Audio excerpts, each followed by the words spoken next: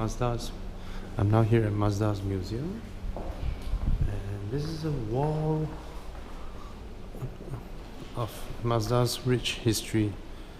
So it's really nice. I mean, obviously, I can't go through every single detail, but good news, we're gonna do one in Malaysia soon, so you guys can visit Mazda Glenmary next time. So this is the Mazda museum. So that's the first one that they built. All right. Sorry. Now you might be wondering, why is there a Mitsubishi logo? What we learned is that Mitsubishi is the client, right? And then they sell them, so Mazda built it for them. So, well, that was the era where people aren't too concerned about branding, I guess. They just want to, build things and sell. So that was the first model. And this is the second one. It's quite unique, right? It's almost like a bike, then you almost have like a leather frame. So this is like a bike pickup, which is quite unique. This is back in year, let me have a look, 1949. And this one is, 1935. So the history goes like this, where they started building this, and then war started. Every factory was forced to make military equipments and all that. And these are some really nice old ones. And of course, after the war, they want to build something that people can use them to go places, to run their daily lives, and to make a living. So that's why this one, which is like a seriously upgraded version of that. And I want to give you some details. Look at it. Look at the gear shifter. That's super cool. Yeah. This is like super practical. Why no one does that now? And then of course you can see the evolution, right? So now you have a cab, shielded from weather, and this bed. Ooh.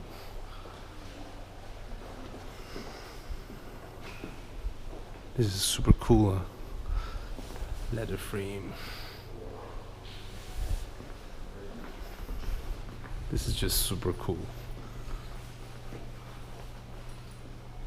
T2000. What year was this made? It has a 2000cc engine. That's big for the era. 1971. And then they start making cars.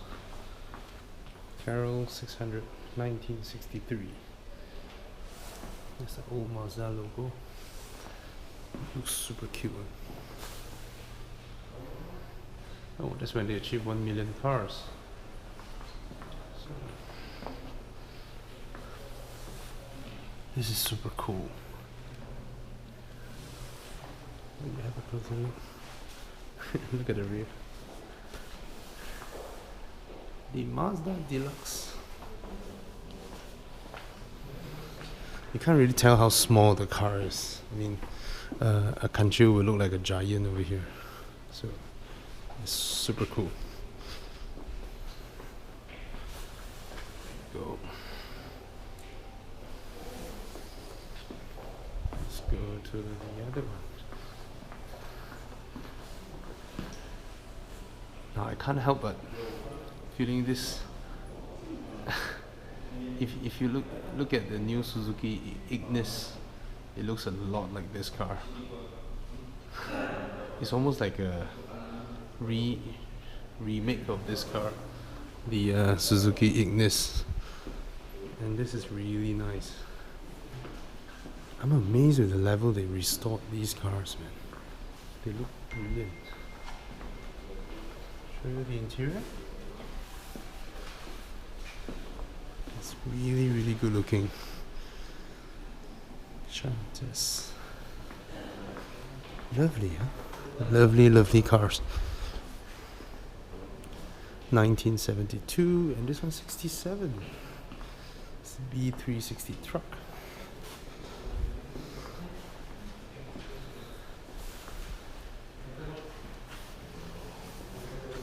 Mazda went through a lot of logo changes.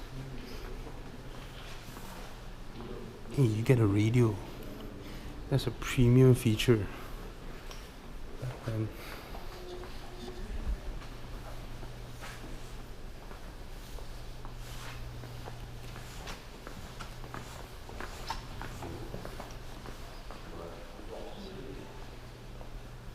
Yeah, it's familiar.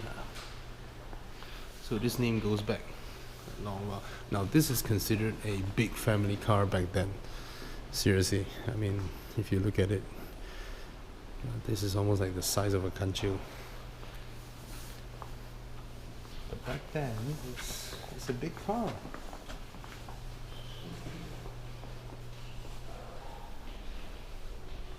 There's a lot of little design details, which is really nice. Right.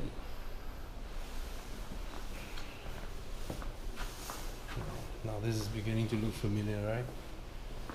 So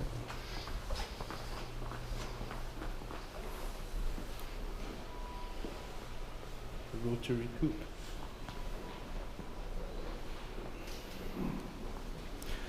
Can you imagine like a rotary engine, two rotor engine family car? So this is it. There's even a badge there. See? Rotary coupe. It's really cool. RE. The shape is that of the rotary shape. Now, Toyo Kogyo is the old name of Mazda Corporation. Alright.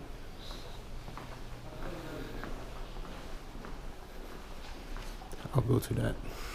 Now, this is, I mean, we've all seen this, right? This is like the core essence of what Mazda stands for, and this is my first time looking at it.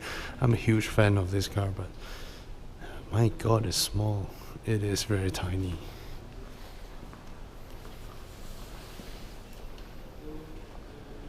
It's beautiful. 1967.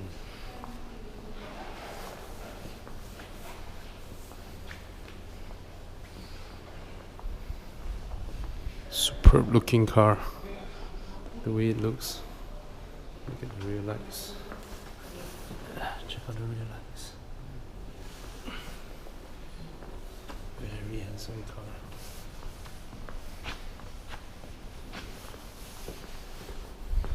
It's really, really low. I'll stand next to it.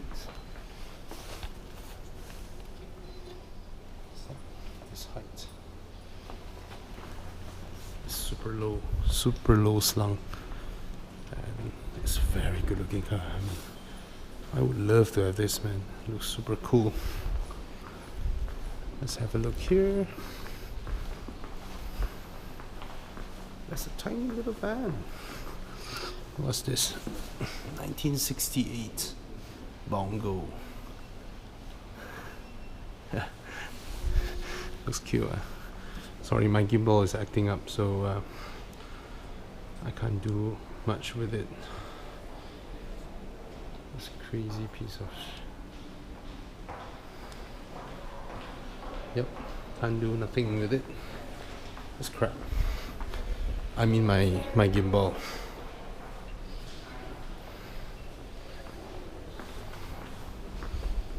It's like an MPV or what?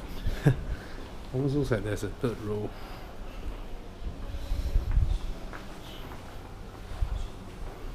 Super cool. Now that's the Capella. My dad had one. Yep. The exact same. So it's rotary engine as well. High revving 4-seater sporty coupe. It is a sporty coupe. My dad is still clamoring about his handling. Yeah. Very awesome handling. apparently. I have no idea. But this is like the Japanese M3 of the era. Very nice, huh? 4 rounded headlamps. Now this is a beautiful, beautiful car. This one, I mean, if I cover the badge, you would have thought it came off from Lancia or Italy or Alfa or something. Look at the lines. Look at the way it's designed. It's very, very good looking. It's a beautiful car.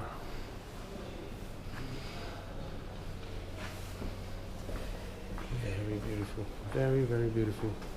Look at the rear. It's almost like the E12 5 Series, right? But this one is 1969. Damn. Superb. And it's huge, even by modern standards, right? The interior is really large. And look at the concave rear glass house. Look at it. This is super difficult to produce. Look at it. It's super concave. This is super cool, super duper cool. Damn. Love to have this. So that's like to commemorate their 3 million unit production. Right. Now we enter the modern era. I guess we all know what's this, right? First gen RX-7. And the horsepower is like tiny in today's standards. 130 horsepower. But it looks good, huh?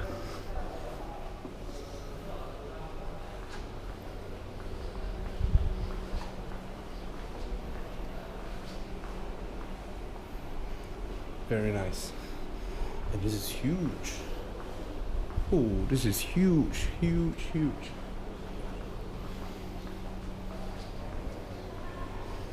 So they call this the Cosmo as well. I guess Cosmo is to Mazda like their top of the range car, and this one obviously 70s styling.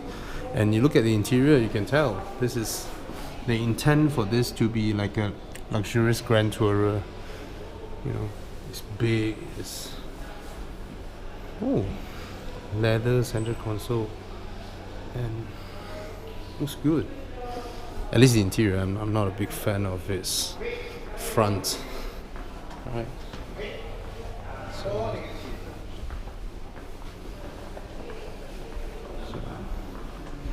yeah, this is quite American in its styling actually. And do you like it? Do you like the front? I don't like the grille at all, but it carries the Cosmo badge, right? That's the familiar cabriolet, right? Oh, there's one car I spotted. I can't wait to go over. I'm like a huge, huge fan of that car. Like a Targa top. Cool, huh? Now, I'm a huge fan of this car. This is the Cosmo. This is the last Cosmo that they built. And this is like the pinnacle of Mazda. In the 90s, right, every Japanese car maker is trying to show off what they could do. And this is Mazda at its craziest. Alright, so this variant is 1992, but this car debuted in 1990. Alright, and look at it. Yes, 280 horsepower, 3 rotary engines, and not just that. This car, right, is like a technological marvel. Why? It debuted in 1990, right? If you don't remember wrongly, the CD player was created and invented in year 1990. And this car has a CD player. On the same year that CD debuted, this car has a CD player, and this car also has a CRT touch screen GPS system. So back then, right, there are no LCDs yet, right? Of course, this very car that they have here does not have that option. You can see the center dashboard. You see all the buttons there, right? on the one with CRT touchscreen, the whole thing can be covered, and yeah, it's crazy. And the top spec of this car, right, even has steering wheel control buttons, volume and all that, where the same era Mercedes doesn't even have it. So this car is just mad, and it still looks really, really beautiful, right? And mind you, the dashboard, if you see that it's all pitch black, right? Let me go to the other side. Let me show it to you. That's how the rear looks like. It's very sleek and very beautiful. Now look at the dashboard. You don't see anything, right? Now we all know the backlit dashboards that Toyota calls it the Optitron or something. It debuted in this car, right? Something that only emerged in year 2000s. Mazda already did it in this car. It is at least 15 years ahead of everybody in terms of technology, but somehow this car didn't really took off. But of course America, they have a few collectors and all that, but this is an amazing car. Of course all of us know this, right? The R7, because this is what Mazda performance is about, right? I mean, I wish Mazda would feature this car more in their corporate heritage video or whatever, because this car to me is amazing. The engineering effort that they go into this car, not just the engineering aspect, even the electronics, because there was a time when you don't get those options in. I don't think you buy a 1990 Rolls Royce, you get a GPS. I don't think so, but this car has it. Alright, and that's the famous RX-7, right? I think we all know this, pop culture, and Initial D and all that. And this car still looks beautiful, right?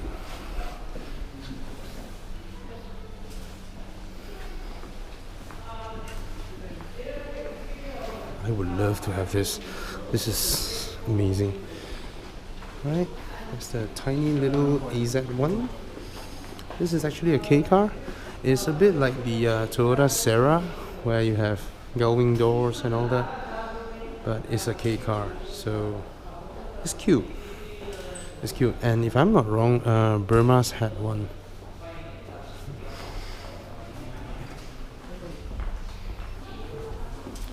So it has all the styling of a, I don't know, Ferrari 355 or whatever.